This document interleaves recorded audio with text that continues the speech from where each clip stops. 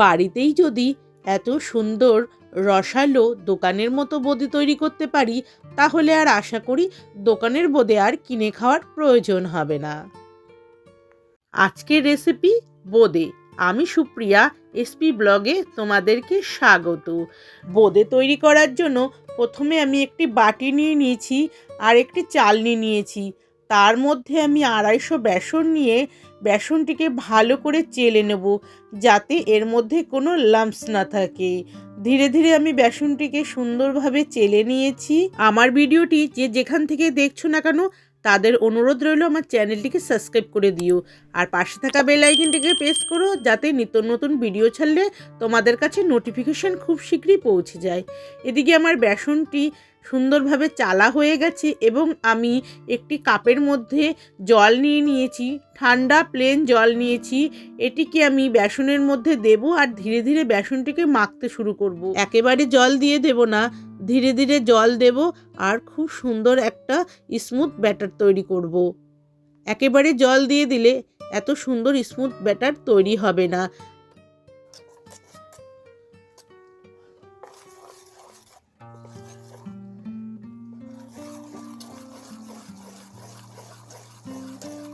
বোঁদে তৈরি করার জন্য একদম পারফেক্ট ব্যাটার তৈরি হয়ে গেছে।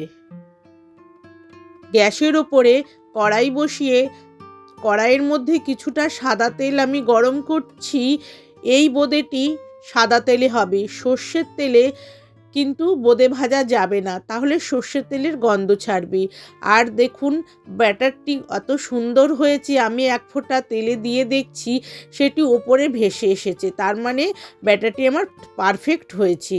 আর এদিকে আমি একটি ছাঁকনি নিয়ে নিয়েছি, ছাঁকনির মধ্যে কিছুটা ব্যাটার দিয়ে দিয়েছি আর দেখুন কি সুন্দর একটা দুটো করে পড়ছে তেলের মধ্যে, একদম গোল গোল বোঁদের আকারে তৈরি হচ্ছে।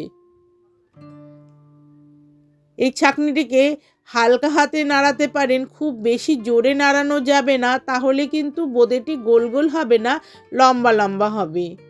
আমি এটি ধরে রাখবো ধীরে ধীরে যাতে পরে, তার জন্য এক এক করে খুব সুন্দর সুন্দর গোল গোল বোঁদে তৈরি হচ্ছে। অসুবিধাই হবে না, বাড়িতে যদি আমরা ঠিকঠাক পরিমাণ মতো জিনিস দিয়ে বোঁদে বানাই, একদম পারফেক্ট বোঁদে তৈরি হবে দোকানের মতো। এবার আমি বোঁদেটিকে হালকা লালচে ভাব করে তুলে নেব।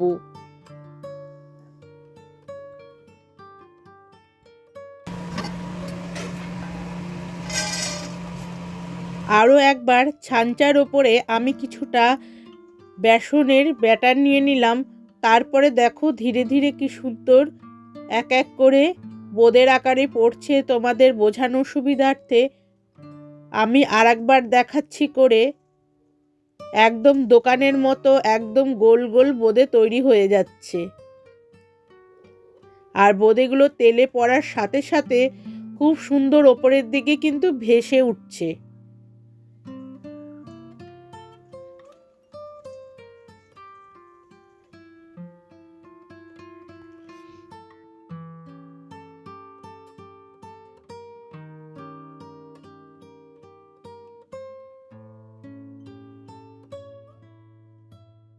এক এক করে পুরো বোঁদে ভাজা আমার কমপ্লিট হয়ে গেছে।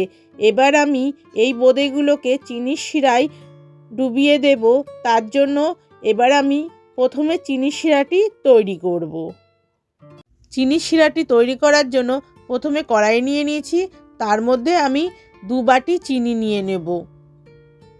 এখানে 250 পরিমাণ চিনি রয়েছে। সেম বাটিতে আমি নিয়ে নেব 1 বাটি জল। যদি আমি 2 বাটি চিনি নিই, নেব 1 বাটি জল, আর যদি আমি 1 বাটি চিনি নিই, নেব হাফ বাটি জল। চিনির শিরাটি আমি ভালো করে জাল দিয়ে নেব আর মাঝে মাঝে চেক করে নেব চিনির শিরাটির মধ্যে যেন কোনো টান না হয়। এদিকে আমি ভিনিগার নিয়ে নেব 1 চামচ। এটি কাজ করবে দুটো কাজ। একটি হচ্ছে চিনির মধ্যে কোনো চিটচিটে ভাব না রাখার জন্য ভিনিগার ইউজ করতে পারি, এবং চিনির মধ্যে যদি কোনো ময়লা থাকে ভিনিগারটা দিলে চিনিটি পরিষ্কার হয়ে যাবে। ভিনিগারটিকে চিনির শিরার মধ্যে ভালো করে মিশিয়ে নিলাম।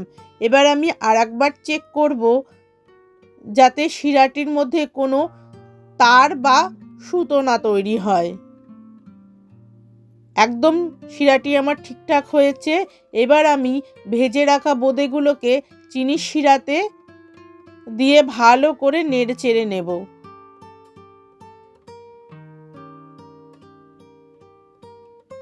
এখন আমি গ্যাসের আঁচটি একদম স্লো রেখেছি। আস্তে আস্তে আমি এই চিনির শিরাটিকে ভালো করে নেড়ে নেব। আর একটু কালার হওয়ার জন্য সামান্য একটু ফুড কালার দিয়ে দেব। ফুড কালারটি হচ্ছে অপশনাল, তোমরা কেউ দিতেও পারো নাও দিতে পারো। আমি এখানে একটু সামান্য ফুড কালার ইউজ করেছি। আমার এদিকে চিনির শিরাটি ভালো করে মিশে গেছে। খুব সুন্দরভাবে চিনির শিরাটি একদম বোঁদের ভেতরে ঢুকে গেছে। একটা সুন্দর সফট বোঁদে তৈরি হয়েছে। এবার আমি 10 মিনিটের জন্য এই বোঁদেগুলোকে ভালো করে ঢেকে রাখবো। 10 মিনিট পরে ফিরে এলাম।